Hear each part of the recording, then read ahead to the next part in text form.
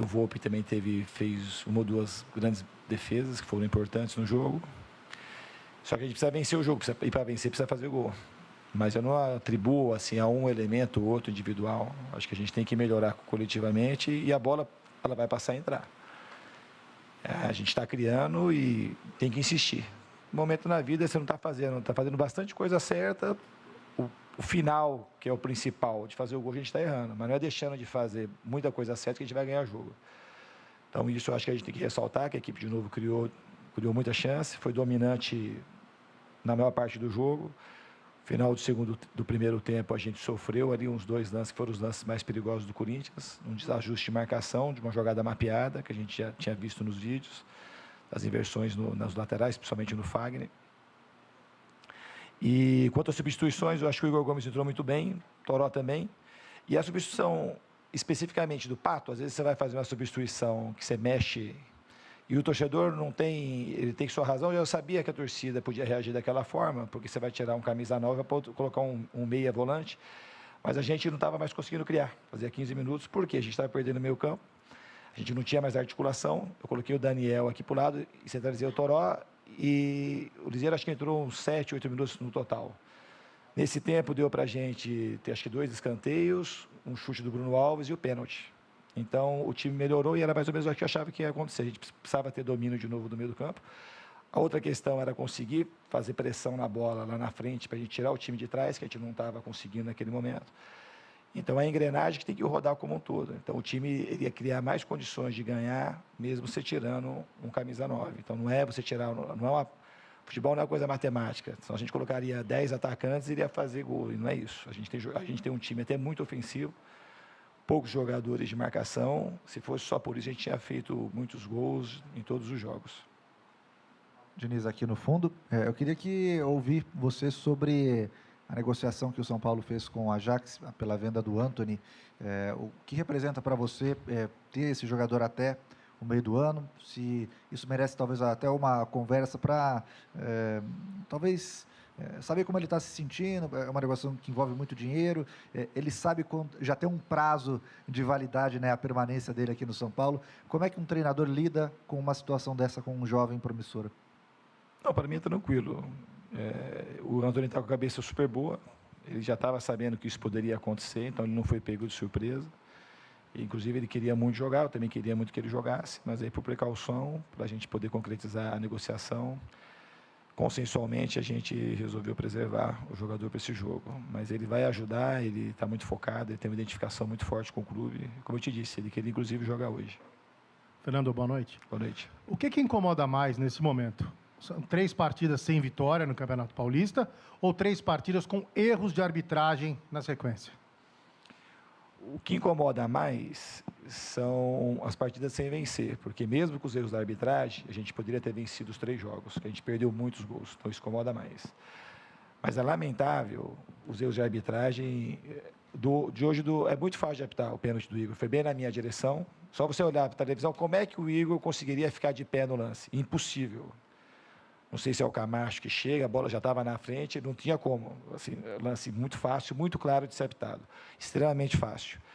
A outra crítica em relação à arbitragem, que hoje não pode passar batido isso, o Corinthians retardou o jogo desde o primeiro minuto de jogo, como aconteceu contra o Santo André. Aí, contra o Santo André, retardaram, foram 3 minutos de acréscimo.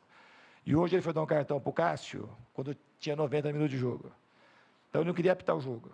Queria que o jogo, quanto mais ficasse parado o jogo, parece que era aquilo que ele queria que acontecesse. Então, ele interferiu diretamente no resultado, como contra o Novo Horizontino interferiu diretamente no resultado, e o Santo André também. Então, isso revolta, porque assim, são erros, e não foram erros difíceis, inclusive do Santo André. O cara estava 1,5 metro, participou da jogada, e provavelmente aquele gol não teria saído. E a história do jogo poderia ter sido outra. E hoje também o pênalti foi muito claro, um pênalti para definir e coroar o time que jogou melhor. Porque o São Paulo jogou melhor, foi superior ao Corinthians. O Corinthians também teve chance, mas o São Paulo teve um time para sair vencedor, hoje foi o São Paulo. Diniz, boa noite.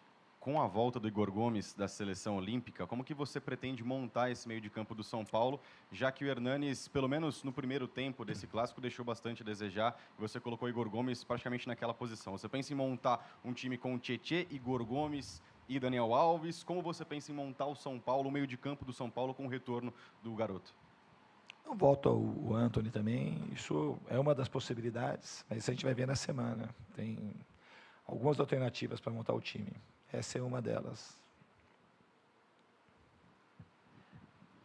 Diniz, o Raí, ainda há pouco, disse que é preciso que haja uma mudança aí na política da arbitragem do Campeonato Paulista. Ele reclamou bastante disso, que o São Paulo está sendo cobaia de árbitros inexperientes e que precisa ser revista a política de arbitragem da federação. Eu ainda pergunto se o VAR faz falta no Campeonato Paulista.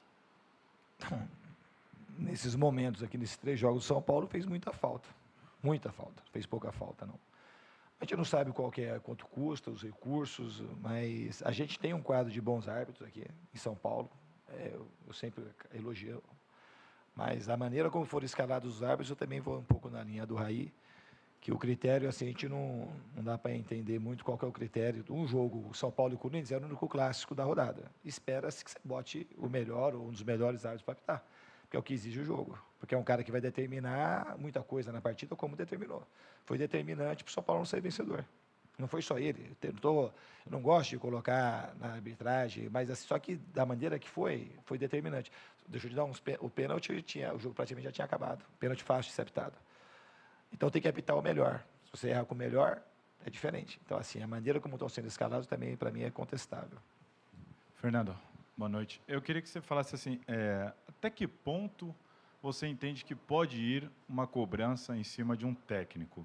Eu pergunto isso porque é claro que é natural você e todos os outros técnicos tentarem blindar o elenco, chamarem a responsabilidade, mas eu queria que você fizesse uma avaliação até da imprensa, não só da torcida, mas também da imprensa, porque muito se esperava de você, aqui como técnico de São Paulo, para fazer o São Paulo jogar mais, ter mais a bola e criar mais chances de gols. A gente vê o São Paulo com bastante tempo com a bola e criando inúmeras chances de gols. Em tese, você está cumprindo com aquilo que se esperava. Só que os jogadores estão perdendo muitas oportunidades dentro de campo. E técnico, nem você nem nenhum, chuta a bola para dentro do gol. Então, até que ponto você entende que a imprensa consegue fazer uma avaliação disso na hora de cobrar o seu trabalho? E até que ponto pode ir essa cobrança em cima dos técnicos, não só você, de todos, nessa responsabilidade em cima dos resultados? Não, isso é uma pergunta, para mim, eu fico feliz com a sua pergunta, muito bem colocado, parabéns. Esse é o debate que a imprensa tem que fazer, parar de analisar resultado, porque aí passa, então a gente fica sempre na margem, que um dia o São Paulo pode jogar mal, não jogou mal no campeonato ainda. Jogou o jogo que a gente jogou talvez pior, que foi mais equilibrado, foi o jogo do Palmeiras. Os demais jogos a gente foi dominante, era para ter vencido todos pelo aquilo que jogou. Se acontece um deslize aí em outro jogo, aí já todo mundo esquece o processo todo. E o futebol aqui não vai mudar enquanto a gente continuar com esse negócio de não conseguir distinguir o que é trabalho e o que é resultado. Tem que ganhar? Claro que tem que ganhar. Absolutamente. Só que isso é mais fácil, todo mundo sabe que tem que ganhar. E o torcedor quer que ganhe. O torcedor quer que ganhe. Se for 1-0, ele quer principalmente ganhar. Mas se a gente puder ganhar e jogando e construindo, mais feliz ainda ele vai ficar. Só que para a gente ganhar, já falei isso na outra entrevista, eu acredito, em uma outra ocasião, eu acredito na lei da probabilidade. Quando você cria mais com o adversário, oferece menos chance com o adversário, você está sempre mais perto de ganhar. E o trabalho do treinador é isso, porque assim, senão a gente ia ter ser um jogo de certeza. Vou fazer isso, logo então eu vou ganhar o jogo. E a gente não tem essa certeza. E o futebol e a vida, eles são coisas assim muito bonitas por conta disso. A gente não tem certeza de nada nessa vida. E o futebol também não tem certezas. Mas que o São Paulo tem um caminho, os jogadores se dedicam arduamente. Eu tenho muitos elogios a fazer ao elenco de São Paulo, inúmeros elogios, porque os jogadores são profissionais, tem jogadores de muita qualidade, tem uma base que sempre nos socorre quando é preciso, o staff é muito bom, pessoal da segurança como um todo, a diretoria, todo mundo está caminhando junto. E esse é o caminho. A gente tem que insistir nas coisas certas. E não achar que, a qualquer momento, você tem que mudar. É isso que eu penso da minha vida e que eu penso do futebol. Eu acho que tem que fazer o certo, lutar pelo certo. E, às vezes, o certo não acontece o resultado. Você pode fazer tudo certo. É igual um cara que se cuida, e por um motivo foi atropelado, morreu ou teve um infarto no coração. A vida não tem garantias, o futebol não te dá garantias.